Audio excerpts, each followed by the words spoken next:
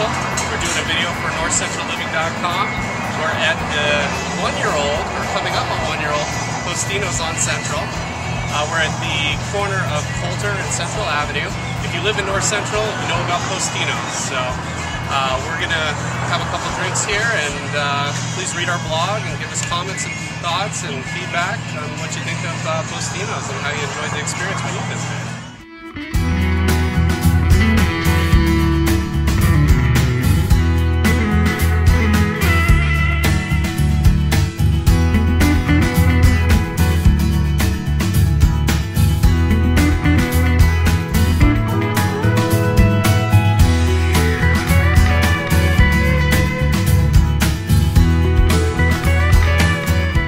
I was curious about how you got the menu and the recipes together for all your wonderful brochures that we enjoyed. The original recipe was written over a weekend that Chris and I spent in San Francisco, and that was our core menu for years and years. And then when Lauren started with us 6 years ago, she got interested and helped out, and it's expanded and evolved since then. So Lauren and Chris do most of the culinary conceptualization for the new items on our menu.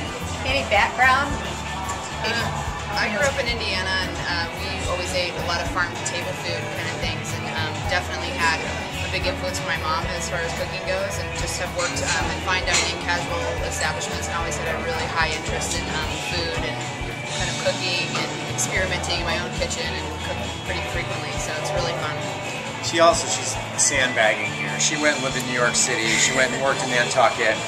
Her exposure is huge. She travels like crazy. She's seen most of the relevant restaurants in the country, so her exposure is pretty broad. Just taking the best ideas from all of those and trying to implement them in some dish here. It's a fun research project to do. I would imagine. It's a good job. Okay, so your mom helped out a lot with the restaurant, the cooking, and the menu. Did she also help out with choosing some of this great wine you serve here? You know what? We're pretty fortunate. I wish Brent was here. We have a partner. It's called Brent. His name is Brent Karlichek. Okay. And he picks all of the wine for the stores, and he's got one of those genetically evolved palates. Okay. He tastes things most normal people can't. Yeah. Yes. And I wake up in the morning and try so hard to taste like he tastes, and Yeah. it's all the practice in the world. He's one of those neat guys. And then I know you have the wine on tap. That's what I want to try today because I haven't tried it here yet. I've always just got my glasses. But I hear it's wonderful.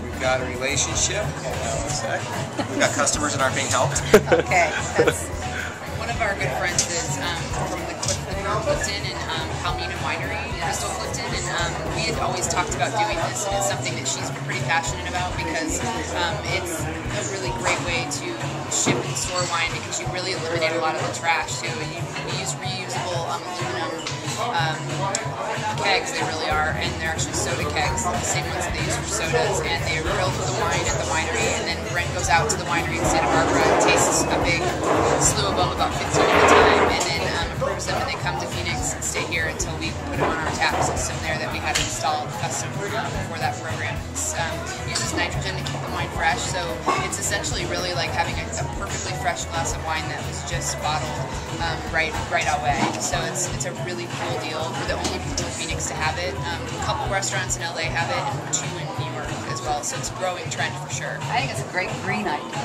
It definitely is. Can you tell about our wine bottles too? Oh yeah. As far as the green goes, we have Ray. He has Refresh Glass. It's another local company you guys may have heard.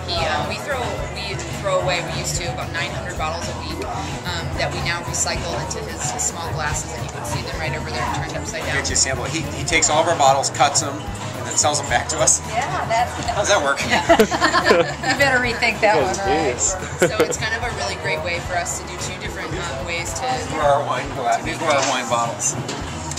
Oh no, that's cool. That isn't that nice? And then he sells them in Whole Foods across the country, so our bottles end up traveling around. They don't go in the landfill. And for sale too at the art, what's it called? Practical Art. She sells them there too as well. So he's a local guy, really great.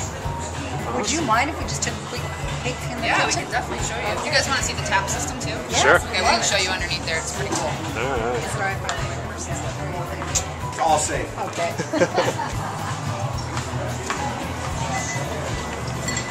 So this is the handle where it comes out, and then these are the beakers that we fill. We sell it in 2 different sizes. One is a single carafe, and then the second one is this beaker size, which is about a glass and a half, 2 glasses of wine. So you just pull it just like a beer, and it comes out just like that.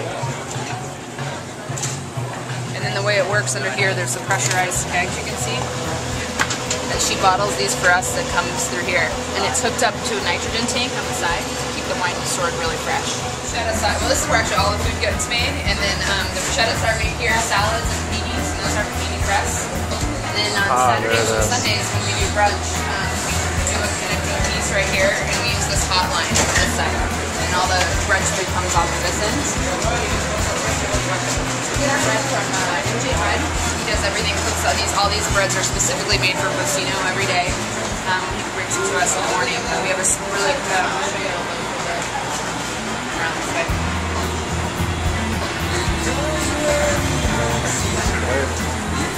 This is our custom-made bruschetta bread that we slice with all the bruschettas in the We go through about 70 to 80 of these a day just in bruschetta, so at each store it's pretty fun. We did this just for everyone. This is local too, it's Cotton Country. Joe from Cotton Country Jams does this for us, as well as a quince jam that we put on a cheese course, a different marmalade that changes frequently, and an apricot jam that we do on brunch. Awesome. Okay, that was the questions I wanted to know about here.